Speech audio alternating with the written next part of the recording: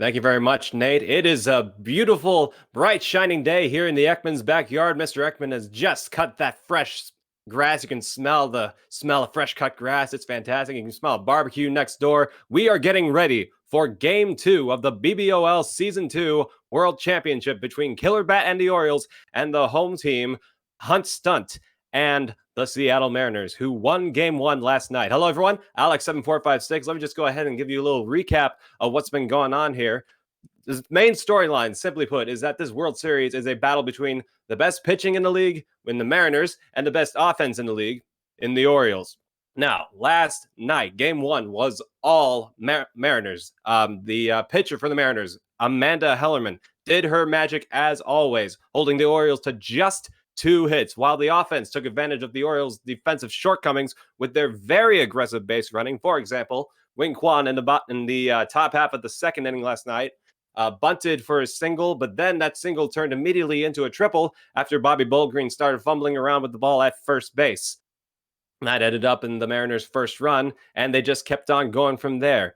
That plus good defensive strategy gave the Mariners an easy 4-0 victory over the Orioles at Big City Stadium. Now the series goes to the Mariners' home field here in Ekman Acres. The goal for the Mariners, don't fix what ain't broken. Keep it up. But the goal for the Orioles, set up the defense as best as possible and hope that those killer bats come alive. Will Killerbat and his Orioles find a way to compete with Hellerman and the Mariners, or are huntstunt and the Mariners one game away from taking it all here tonight?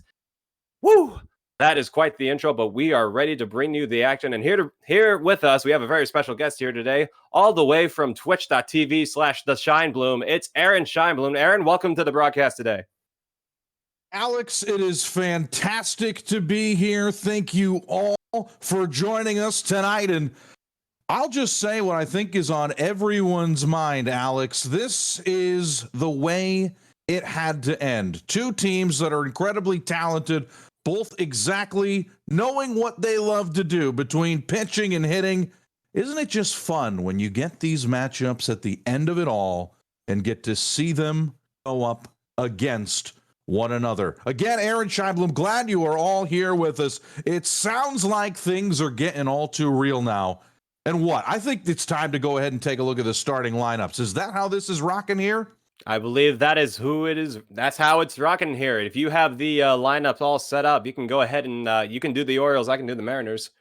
Well, let's start with those Orioles. Remember, down 1-0 in this series in a must-win situation. And this is how they will be lining up between Killerbat's Orioles.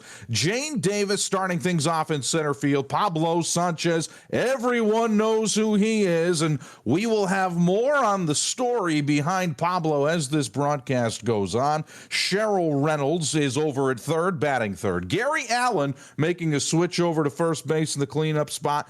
Bobby Bullgreen over at second base. Frank Thomas is now on the mound here in game number 2. Also, Ruth Prout moving over to right field. Cindy Chang will be off in left, and Serena DeMonte behind the plate doing the catching for Frank Thomas. All right, now the Orioles have changed some stuff up in their lineup, but the Mariners remain stagnant. Leading off, like they were yesterday, Kay O'Toole at third base. Running out first and batting second is Alicia Blakely. At third and catching is Larry Walker, the Gold Glove winner for the Front Yard League. Batting fourth is PJ Sharif. At second, at shortstop and batting fifth is Jordan Thorner. Batting sixth, over out in right field is Arlene Perez. Wing Kwan is over in center. He'll bat seventh. And then over in left field, batting eighth, the one and only Stephanie Morgan. And of course, batting ninth and on the mound, the ever so dominant Amanda Hellerman. Did you know, Aaron, that Amanda has 150 strikeouts in postseason and regular season combined? That is a BBOL record. That just shows how dominant she's been throughout this entire season. You call it dominance. Some may call it a cheat code. At least in the case of tonight, everything is legal, and this will be a lot of fun to see these 2 teams go up against each other. And, of course, no surprise that no changes are made to the Mariners. Good things happen when you win, and no reason to change things up when you have that level of success. Absolutely. Now for the Orioles, now Killerbat's been he's not, new to this whole online thing. In fact, he was one of the best players back when the online service first started in the year 2000 when this game came out. He was the highest he ever got was like third place or something like that in the overall rankings back in the old Humongous Entertainment website. Well, he found out about us. He joined us this season, and he is basically proven that he still got it. He's very much still got it. But with this pitching scheme that huntstunt has, it's going to be tough for Killerbat to try and recall all of his hitting memories, because I'm sure he's faced Randy Johnson multiple times. For those of you who do not know, the way that NPCs work in this game is that some of them are direct clones, or at least very similar to other players in the backyard, be it guys like Mikey Thomas, Gretchen Hasselhoff, your so-ons and your so-forths. Amanda Hellerman is a direct copy of, get this, Randy Johnson. And of course, that's why she has so many strikeouts. Now, assumingly, Killerbat's faced Randy Johnson multiple times. Do you think he still has what it takes? You're asking me? Oh, that is a good point. I should be asking myself. You're asking me.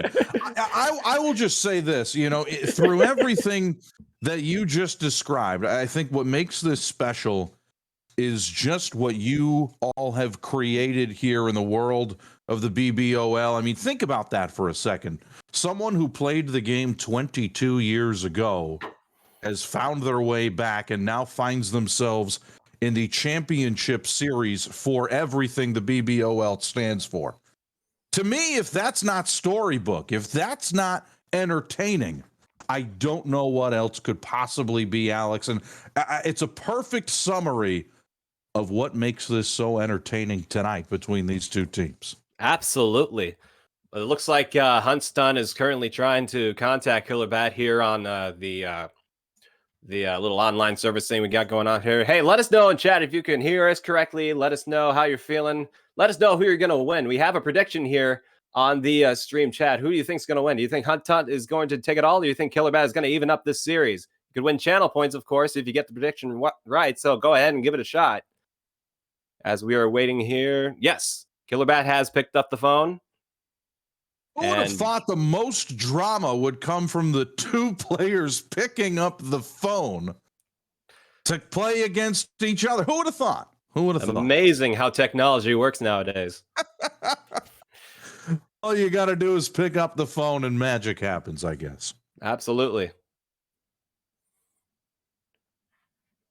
Fun fact, for those who don't know, when you look up your team photo, as you can see, as you just saw earlier, all of those NPCs that you get to play as only show up as Tony Del Vecchio, and when you scroll through their cars, they turn up as Mr. Clanky. So, obviously, the game did not want this to happen, but through modding and stuff like that, we were able to play as these NPCs, and that really has had a big effect on not just BBOL in general, but also the Reddit Baseball League next door that we have. That just wrapped up their season 9 with Emery and the White Cubs making good do of the who was the other team? I need to look that up. That was that would be the Green Monsters. That's right, the Green Monsters. Yeah, I remember that. Thank you very much, Nate. Nate's our producer guy here. Looks like we're getting things started. Aaron, why don't you take it away? So Jane Davis will start things off, leading off for the Orioles. You see them as the visitors here in game number 2, a pivotal one at that. And the first pitch, a curveball that will drop in for a strike, 0-1. Jane Davis has had plenty of defensive struggles here this entire postseason, but her offense has definitely been making up for it as well. At one point, she had a home run in 3 straight games this postseason, in semifinals game number 2, finals game number 1, and finals game number 2 before the World Series. And proving very difficult to hit, 3 off-speed pitches in a row, and it only takes those to get the first strikeout of the night for Amanda Hellerman. Now here's and Sanchez. It brings up exactly Pablo Sanchez. Everyone knows who Pablo is. The absolute face of the backyard sports franchise. The question is, can he be the face of the Orioles here tonight? Again, that curveball creating some problems, and there it is, 0-1. You can tell the Mariners know who he is too, because they made a little bit of a defensive switch. Stephanie Morgan now moving to left field. And another hook that makes it 0-2. Have not seen any pitch related to anything straight so far. Everything has movement on it right now. As the 0-2 too far inside, 1-2. You know, when Killerbat was drafted in the first round, when Pablo Sanchez was drafted by Killerbat in the first round, Killerbat immediately said, Pablo will not forget being taken this late in the draft. Best wishes, Pablo emoji, fire emoji, so on and so forth. The question is, did Pablo say it in Spanish or English? And we may not get the answer to that anytime soon, as there's the catch made, well played, but shortstop by Jordan Thorner, and there's 2 away. Cheryl Reynolds now is the direct clone of Sammy Sosa, fun fact. So she gets the ball on the bat. It could go very far. She looks at ball 1. And if I remember correctly, Alex, you were talking about just how Reynolds has really kind of made a late season impact for these Killerbat Orioles. This is correct. Reynolds, along with Davis and Bobby Bullgreen, were a mid-season acquisition. They were taken from the Boston Red Sox and Colby 2D in exchange for, get this, both Kahn brothers and a reliever that is leaving my mind, Mandy Coolidge as well. And that's kind of a risk, taking away both Kahn brothers, because when you have both Kahn brothers, Amir, the younger one, gets a little bit of a boost.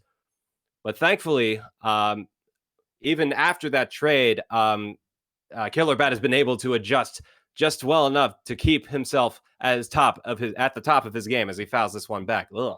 Let me get some water. Keeps the count full with 2 away. The Red Sox giving away talent and letting it walk. That sounds a little bit too familiar to the actual Red Sox. Oh, boy. As the count stays full. Hellerman coming up on her 17th pitch after getting a strikeout on only 3 pitches to start us off. The 3-2 again. And it's basically a swinging bunt. It should be easily playable for Walker, and he throws it on to first to Blakely. And the top of the first is over. Orioles nothing, Mariners coming up. Here we go to the bottom of the first.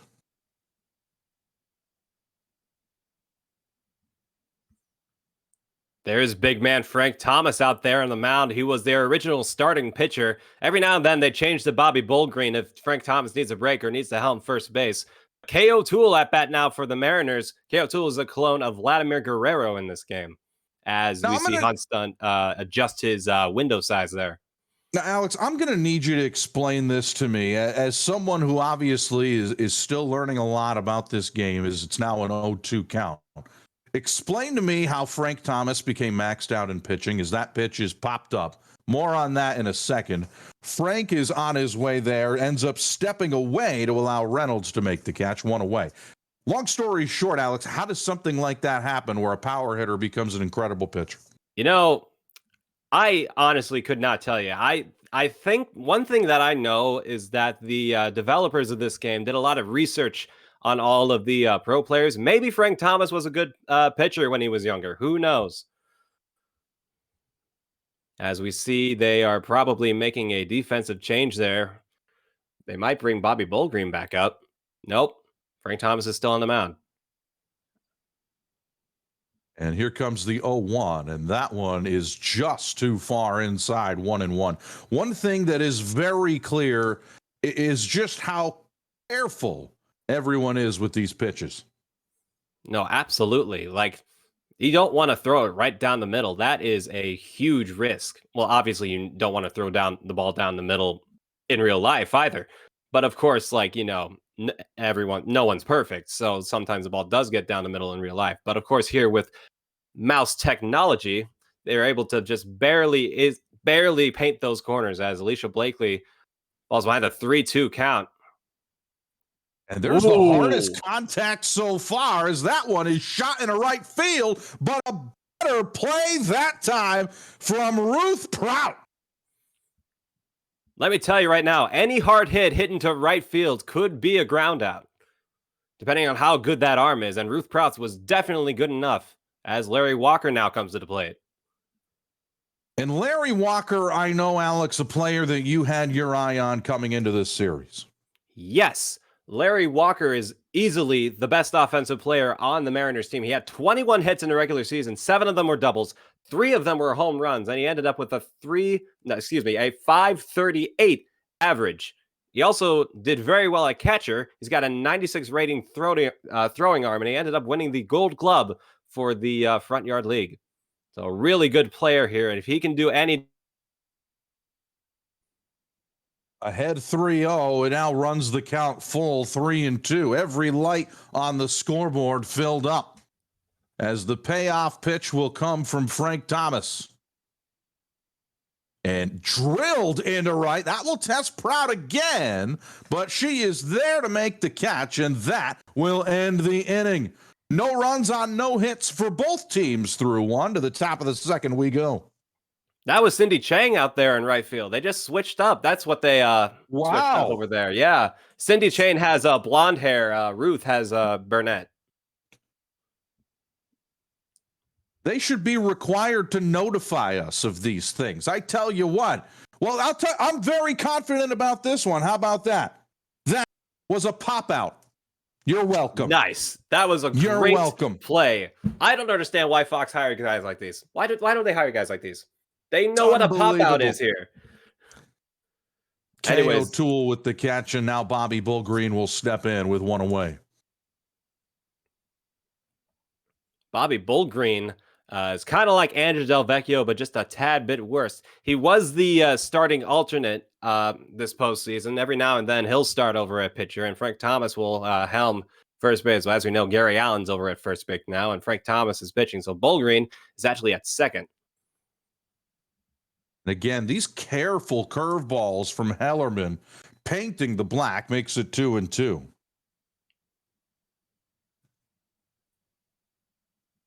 And that's just impossible to hit. You have to wonder what Clanky was seeing, potentially a tough call, but it's ruled strike 3 looking on Bullgreen. Yeah, I don't know why Clanky lets those pitches slide. You know, Freak Show 55 got into the playoffs. The very last 2 pitches of his playing game were like very, like kind of like that strike right there that Frank Thomas just got. Where like 80% of the ball is definitely outside of the zone, but it's still called a strike. And now the count 1-1 to the Big Hurt. 1-1 pitch, another one of these curveballs, and that's fouled off towards behind us, 1-2. And quick pitching from Hellerman gets back-to-back strikeouts looking. Another 1-2-3 inning for Hellerman, and unscathed through the first 2. No hits thus far this game, but that doesn't mean the Mariners won't be able to do any damage here as their 4, 5, and 6 hitters come up. PJ Sharif leading off. He's a good defender. He's able to get on base efficiently. It was also a midway acquisition. As Sharif will keep this one on the infield. Should be easily playable for Allen, and it is one away. You see that speed, though. You see that speed, though. He is quick. So reminiscent of my days playing high school baseball, we have no hits, and it feels like it's been forever. I heard you there. Had 1-0. Not all of us can be talented at athletics like Frank Thomas and Jordan Thorner. Jordan Thorner is a talent. He very much is. He is much similar to Dante Robinson in that he is also very quick. He is a single machine. 14 out of his 15 hits in the regular season were singles. As Thorner now has the count at 2-2, one away. Here's the 21st pitch of the game from Thomas, and it is popped up right around the catching spot, and an easy play there by DeMonte. Arlene Perez now has a pretty decent bat and good coordination. She's the most similar to Maria Luna, except when her team is pink, she doesn't become an absolute menace like Luna does. As the 0-1 pitch here to Arlene, another one of these great curveballs, just a bit high, 1-1.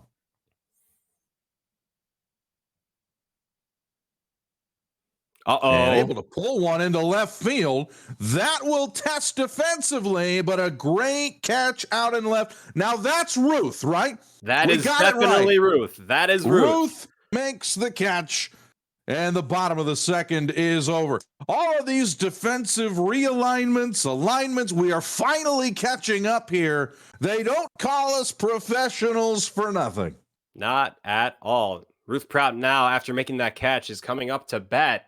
She is fast, so if she can ground this thing, she'll have a good chance of getting at base. Instead, popped up on the infield. You see a couple of different players going for it, and Hellerman comes off the mound to make the catch, one away. That was a must-make catch. If she had dropped that, Prout would have been safe. And it brings up Cindy Chang. So 7, 8, and 9 due up here for the Orioles. Here in the top of the third.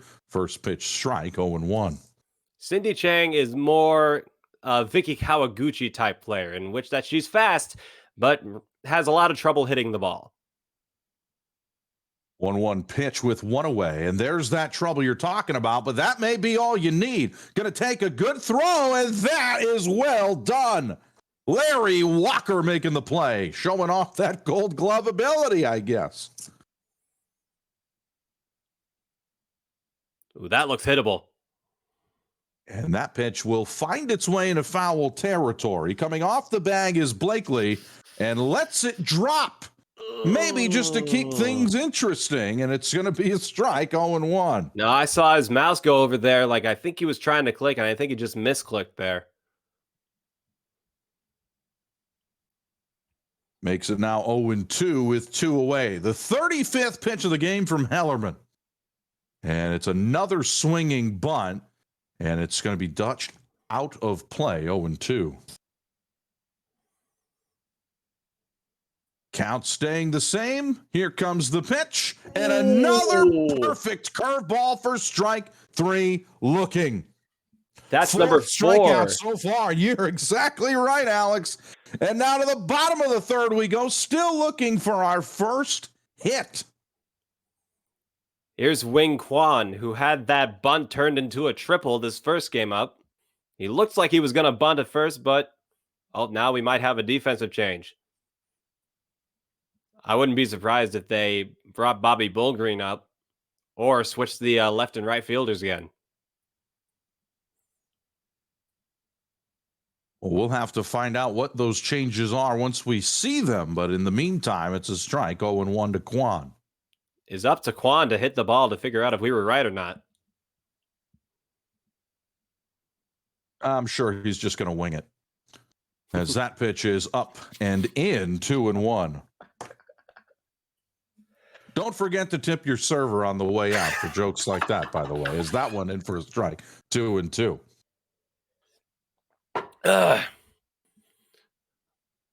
Ooh. Good fastball there by Frank Thomas. That high fastball is really hard to tell whether or not it's going to be a ball or strike. That's his first one of the game. Sends him flying back to the dugout, and it brings up Stephanie Morgan. Morgan loves baseball. She's good enough of a fielder to prove it. Her bat, not the absolute best, but that doesn't mean she can't hit it out of the infield. As the first pitch to Stephanie is a big swing and a miss on a pitch out of the zone, 0-1.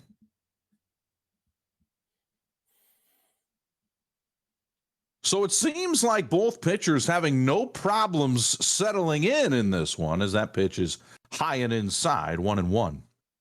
No, definitely.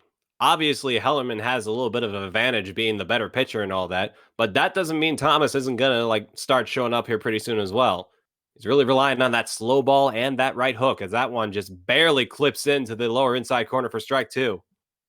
So 2-2 with 1 away here to Stephanie Morgan.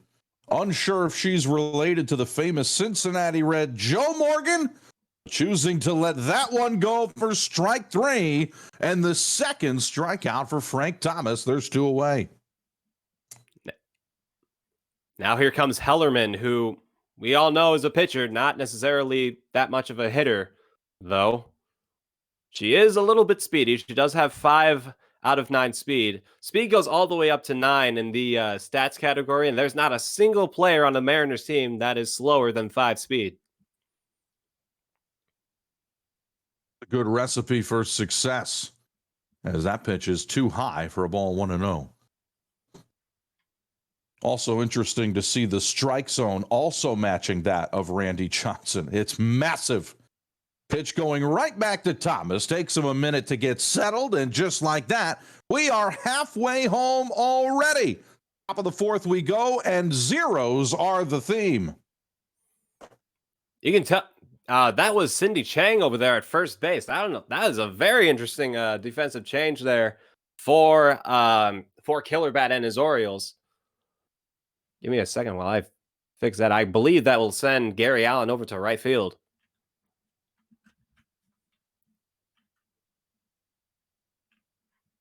Well, oftentimes when you're in these must-win situations, you do whatever needs to be done, and that could mean doing some things unconventional compared to most days, as Jane Davis will try and rebound from her strikeout first time up and already behind 1-2.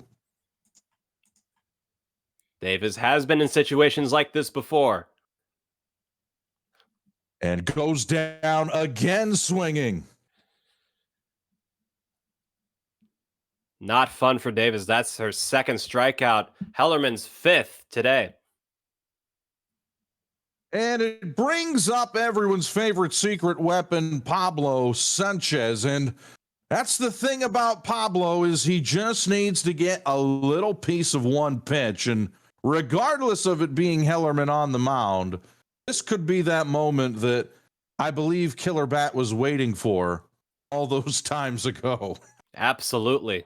And Pablo Sanchez has definitely proved himself this season. He is the front yard co-MVP and the Silver Slugger winner. He had 10. Ooh, there's a hit. Makes contact over to second this time. Sharif has it on to first, and there's 2 away. I was about to say he had 10 home runs, 17 RBIs, I believe, and around a .625 batting average in the regular season. So interestingly enough, Alex, as the pitch to Cheryl Reynolds is out of the zone 1-0, we have seen a grand total of 1 ball leave the infield. This is very true, but every time the ball has left the infield, it might have been 1 or 2. I've lost count. That's right. There's been 2. There was a fly ball to left field as well. Yes, both times they were able to catch it. This is a very defensive / pitching heavy game. As that pitch will be playable, but unable to reach it that time, coming off a bag at third, was K.O. Toole. I love what Willigan says in the Twitch chat. Jane Davis must be related to Chris Davis, the way she's playing. Oh, that one hurts. 2-2 pitch, swing and a miss by Reynolds. And that will end the top of the fourth. We are still looking for our first hit as we make our way to the bottom half, and then the Mariners come to the plate. Can we get some zeros in chat, ladies and gentlemen? And if you don't want to put them in chat, we have plenty available on the scoreboard that you're more than welcome to take away. As K.O. Toole, hot shot to third, but a fantastic play that time as Reynolds makes it for 1 away. That is definitely Reynolds over there at third base. Whether it's Gary Allen or Bobby Bolgreen who fielded it, I don't know. And it brings up Alicia Blakely, who is 0 for 1, and will try to get that first hit that has been elusive so far and is now behind 0-2. Thomas showing his right hook strength. Now he's going for the left hook. Not as effective. So the 1-2 pitch with 1 away to Blakely, and she'll make contact, swing this one down the right field line. Great play. And stepping on the bag, now there's 2 away. Here comes Walker. He was definitely a front yard MVP candidate. No, he was a backyard MVP candidate, but he lost to Chico Papas of the Marlins. Another defensive switch here, perhaps. It certainly seems that way. And we've seen a lot of changes so far tonight from the Orioles, doing whatever they can to mix things up, playing bartender out there in the field. As Walker gets a hold of a curveball, high fly ball in right field. Chasing it down, it's off of the head, and it's going to allow Walker to try and get two. Larry Walker with a stand-up double, and there's your first hit of the night for either team. That is what I'm talking about. You see Larry Walker, this is why everyone's being like, oh, why isn't Larry Walker in the Hall of Fame? Blah, blah, blah, blah, blah, blah, blah. That is literal proof right here. They would not make him this good if he didn't deserve to be a Hall of Famer. Sorry, I'm getting a little controversial here. I know that's kind of a touchy subject with the Hall of Famers, Hall of Fame class just being announced. But up until this point, I haven't heard a better argument other than blah, blah, blah. As Pablo Sanchez diving stop at short on to first, not in time. PJ Sharif showing up that speed. So Sharif now over at first, and Jordan Thorner coming to the plate. Big opportunity here for the Mariners to break it open. Back-to-back hits in the definition of a two-out rally. They can't make any mistakes here. There are 2 outs. And that's that well-placed curveball we haven't seen in a while from Thomas. 1-1. Uh-oh.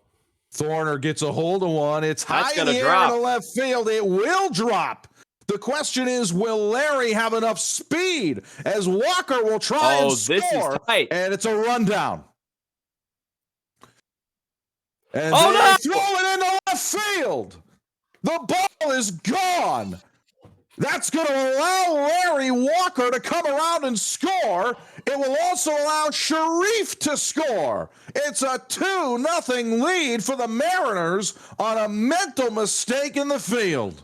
Once again, it's that base running. That is that very smart base running, taking advantage of the Orioles' defensive shortcomings. He knew something was going to happen, and something definitely did happen. Was able to score 2 runs off of that error. So a 2-0 lead now in a game when we were wondering at what point was anyone even going to get on base.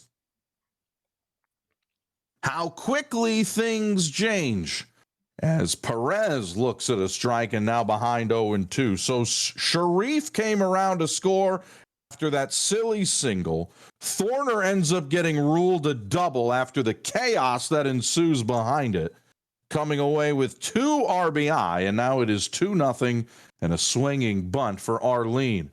Should be playable. The question is, will they get the out? The answer is no. More chaos defensively, and at this point, it's starting to look like the Packers because we've got some cheesehead going on here. It is just crazy how they are able to make these timed decisions here. They knew with Jordan Thorner being as fast as he is, he knew there was a chance of him getting to third base after that throw to first came up short.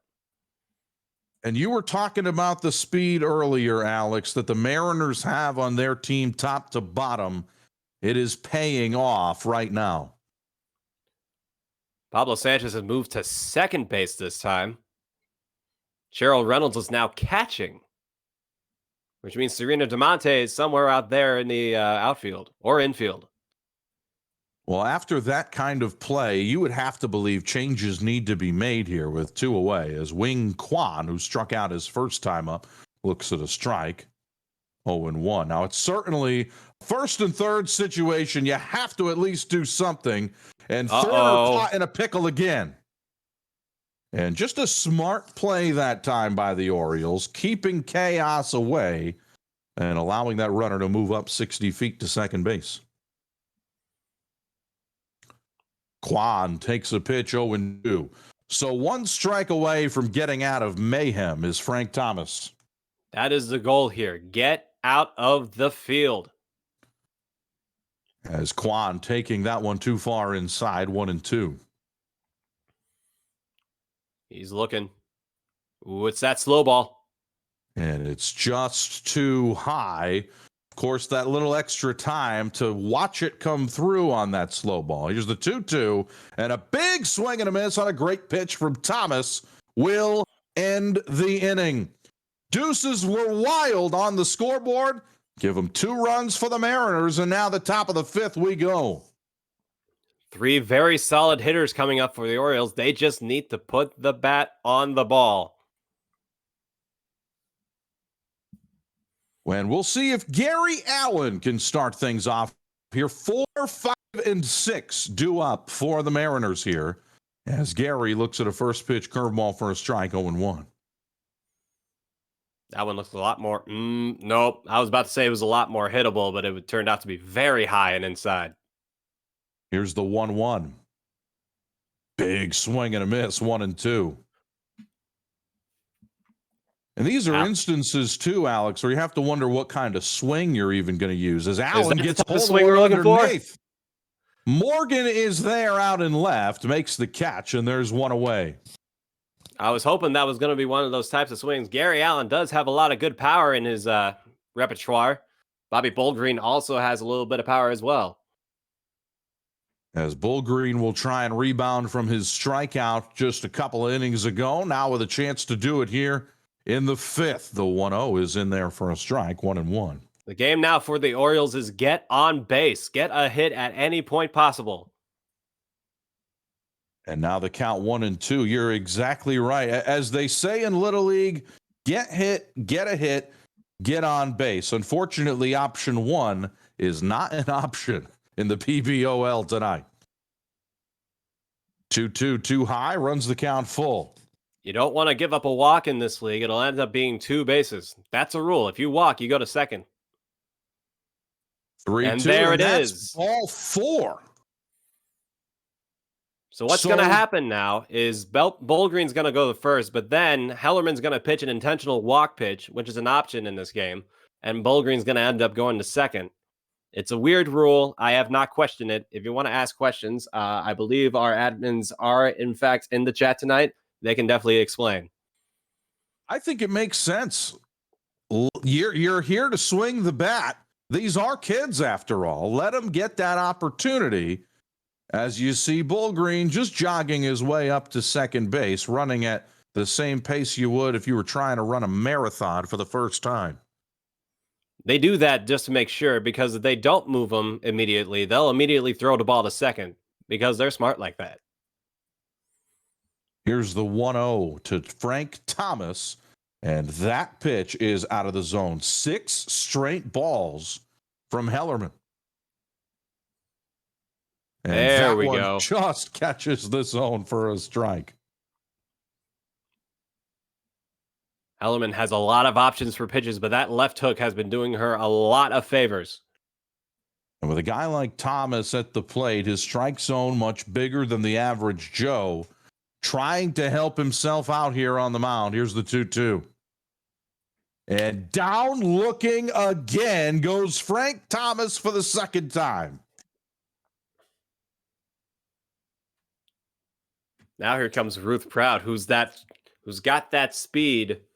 Remember, Ruth Proud, all she's got to do is get a grounder into the gap. Same story for Cindy Chang as well. And again, that first pitch left hook is just madness on the mound. 0-1 pitch is identical in a left hook. That's a strike, 0-2. Blanky, you sure about that one? Huh? Yeah? What's that? All he said was beep, beep, boop, bop. I only need a translator here. Makes the count 1-2 here to Prout. Here's the pitch, and that one too far inside. Evens things up. Deuces are wild. Runner at second, 2-2 count, 2 away. And it's a swinging bunt. Hellerman's pulled off the bag on the first, not in time. There goes that no-hitter for Amanda Hellerman. Thank God we did not bring it up at all. We did our part. Yeah, we insinuated, all right? We definitely insinuated that the Orioles hadn't gotten a hint yet. We didn't say Amanda Hellerman has a no-hitter through 5 innings. Correct. As Cindy Chang with a swinging bunt, going to take a great throw from Walker, and they got her. That will end the inning. So 2 on with 2 away, and nothing coming away for the Orioles sends us to the bottom of the 5th, and the Mariners still holding on to that 2-0 lead. Here comes Morgan. The Mariners just looking to get some insurance. Stephanie Morgan trying to rebound from striking out, looking her first time up. Good contact off towards the left, but foul. 0-1. Morgan's intelligence level is a 96 out of 100. So you know her baseball IQ is very high. It's up there. So you think she would know what to do in this situation. And Stephanie Morgan, always one of those players that exuded confidence in those that drafted her because she was awfully good at what she was able to do. Is this pitch another one of these swinging bunts? Morgan trying to get to first and does, and she's safe. Huntstunt taking advantage of that sprint option. What happens is if you go on the base path where it tells you to go forwards or backwards through the bases, if you just click on clicking forward, they will speed up just the slightest bit. Here goes Morgan on to second and a stolen base for Stephanie. That is Stephanie Morgan's second stolen base this series. She did not have a stolen base the entire regular season, and she's had 2 this World Series. Well, we talked about the importance of mixing things up. We've seen the Orioles do it defensively, and now we're seeing the Mariners do something similar on the base paths. You see Pablo Sanchez moved back to shortstop. And Hellerman now ahead of the count, 2-0. The 60th pitch from Frank Thomas is a curveball that drops in for a strike, 2-1. Same place, different result. That one's just a little bit lower. Now, you really don't want to walk here because then you'll have runners in scoring position. The 3-1, and that is well located to run it full. Nasty pitch from Thomas. Payoff pitch, swing and a miss, strike 3. Down goes Hellerman, 1 away. But look out because here comes the top of the order. The Orioles aren't out of a jam just yet. In fact, they might be getting themselves into one. K.O. Toole going to try and continue adding to the Mariners' 2-0 lead. First pitch is too far inside for a ball, 1-0. Shaking off the count. Shaking off the count. Throws it anyway.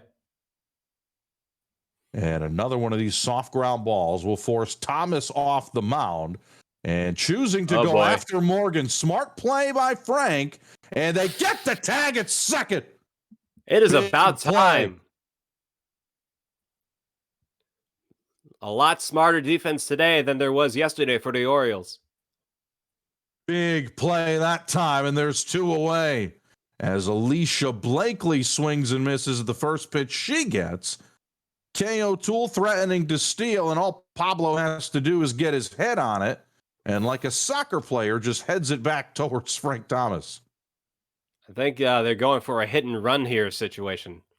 Blakely, yes, Blakely is the clone of Mo Vaughn. If you kids don't know who Mo Vaughn is, he was basically David Ortiz before David Ortiz. The last player who was allowed to wear number 42. And of course, it was universally retired in honor of Jackie Robinson. Mo Vaughn was the last one who wore it on a regular basis. I did not know that. Looks like Kay's got herself. Whoop. And there now that goes. We've run you through a DeLorean and Back to the Future, we can get you back to the top of the 6th in baseball. The Orioles have 3 outs to get at least 2 runs. And it will start going 9-1-2 in the order, as it looks like Serena will start us off. You see Larry Walker and what I believe is K.O. Toole over there in third base. You can see they're a little bit tired after running those bases. And it looks like they're going to try and get Hellerman going the entire length of this one. Why not? She's only given up 1 hit. And a ground ball will stay on the infield, on to first, and there are 1 away and only 2 outs remaining for the Orioles' chances. They got 2 dangerous hitters coming up in Jane Davis and Pablo Sanchez. Hellerman cannot afford to be light on these guys. And meanwhile, for the Mariners, 2 outs away from a BBOL championship. You know, just gauging the chat. I know some were rooting for game 3, but tonight it may be all about Seattle.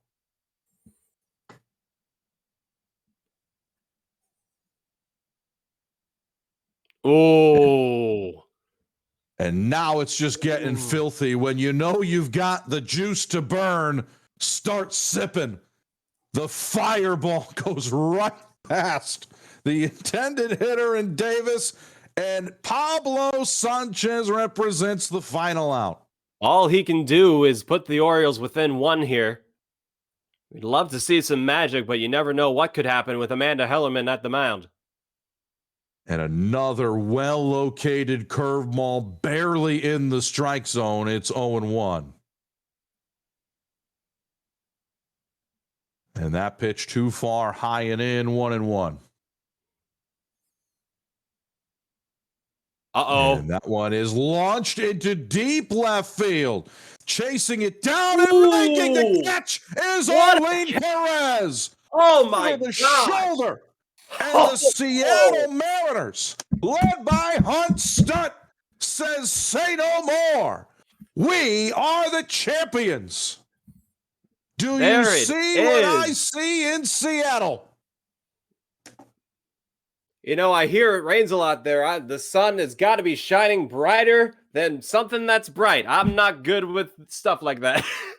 But my goodness, the Mariners, what a team, what a season, absolutely dominant. You know, Aaron, they lost their first game, the Question Monkey, pretty badly. I think they lost 9-1 or something like that. Yeah, they lost 2-7 to Question Monkey. And then huntstunt was like, oh, wait, no, I just have to be good at the game. And he just put out win after win after win after win, only losing to Battlehammer, who ended up being the number 1 seed out in the Backyard League. And thank you, Itanium, for the subscription. Congratulations, huntstunt, he says. Of course. And of course, they didn't even have to face Battlehammer in the playoffs because Loba was able to beat him in the semifinals. But my goodness, everything about this team, just what a win, what a catch. My goodness. Safe to say that is how you rebound from a questionable start to the season, a championship under your belt. You have to love it, and you have to give credit to what huntstunt put together and the effort that we saw from Killerbat and the Orioles there, really putting up as good of a fight as you could possibly ask for. It just wasn't enough, and the Mariners getting the win. Absolutely. The Mariners swept the playoffs, only allowed 4 runs the entire playoffs. It's some crazy numbers here. They allowed 17 runs in the regular season, but they were able to chop that number down very easily for the playoffs. They doubled down, and they doubled down hard. I believe huntstunt is now posting the results in the Discord server right now. I don't want to get out of the I don't want to get in their way, of course. I'd like to hear a few words from our new BBOL champion, huntstunt. You did it, buddy. What do you? Yeah, you better be excited, dude. How do you feel? Feeling good there, bud? Feeling good. Awesome. Kind of calm. Kind of knew I was going to win tonight, to be honest. I love that confidence in you, bud. Give us how do you describe your season, like in a paragraph or like a sentence or a word even, like however you want to say it. Tell us how you're feeling. It was a grind. Just grinding those left hooks, man. Absolutely. Those left hooks definitely played a huge part in your victory. Now, obviously, you know, we got to give MVP award now. The series MVP, the postseason MVP, to your starting pitcher, Miss Amanda Hellerman, the Amanda Hellerman, giving them hell out there, man. I mean, Aaron had one. I had to try my absolute best. Pretty good. It's not bad. It's not bad. You have my endorsement. There we go. That's all I wanted. Well, huntstunt, let me ask you this, because it seems like you obviously had a level of confidence coming into tonight. it took probably a little bit longer than you wanted to find that level of cushion. Now, as the famous rap group G Unit once said, I will teach you how to stunt. Do you plan on teaching us tonight about how you were able to stunt on everyone in this league this year? Whew. Draft Hellerman. Draft a pitcher. I think enough has been said. That was the key to my success. Really just spamming inside with the best pitcher in the league. What are you gonna do now that you've gotten you've got the bragging rights of being the best team in the BBOL this year? Take some time off.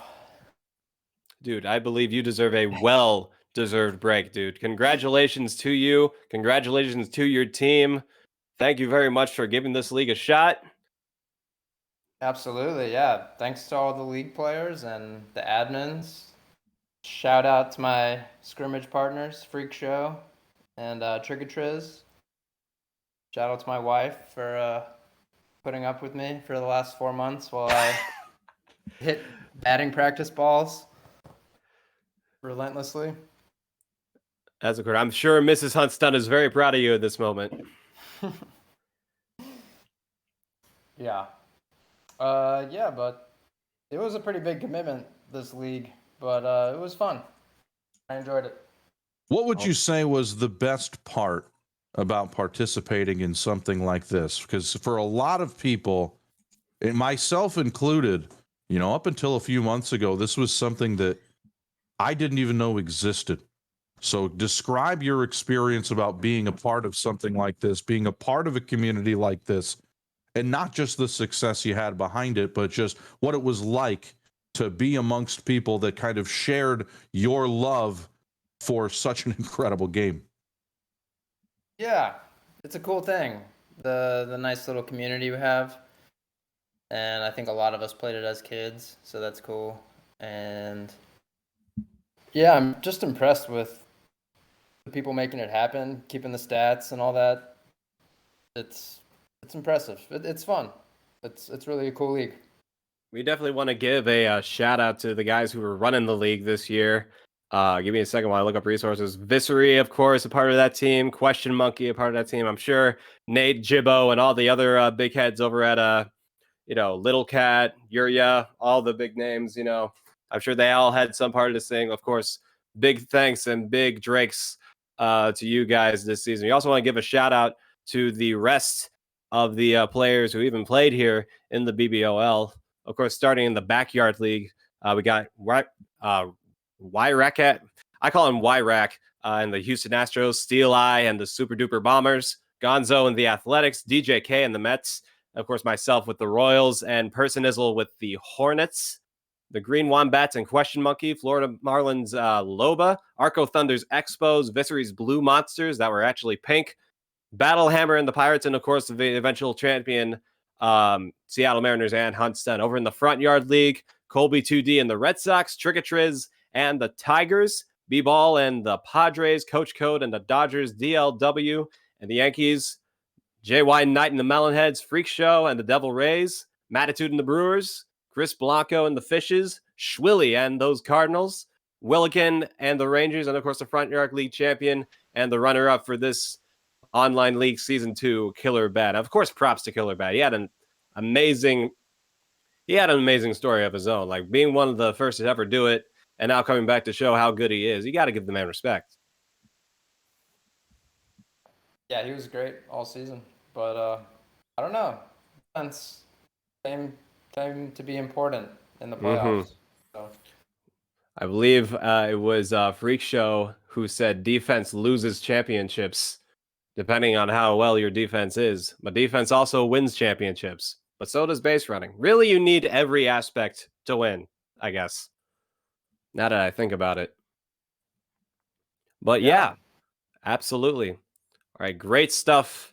Huntstunt, congratulations on your victory. Aaron, it was nice having you on here for the deciding game of the series. Thank you very much for being here.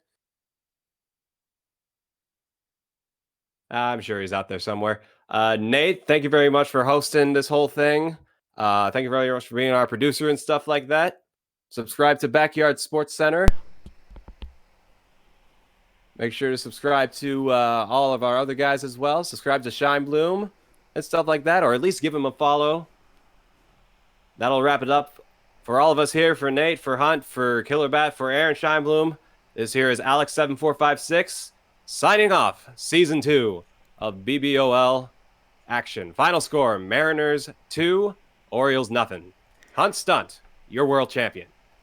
I do have one thing that I want to, before we sign off, make sure you come back tomorrow. We are having a fundraiser stream, so believe it's from like 2 or 3 o'clock in the afternoon Eastern time to like 9, 10 at night. So there'll be a bunch of giveaways. Jibbo made some water paintings, got some custom baseball cards to give away for donations as well, and a variety of other things to look forward to. So hopefully you guys will come back for that tomorrow. But other than that, see you guys later.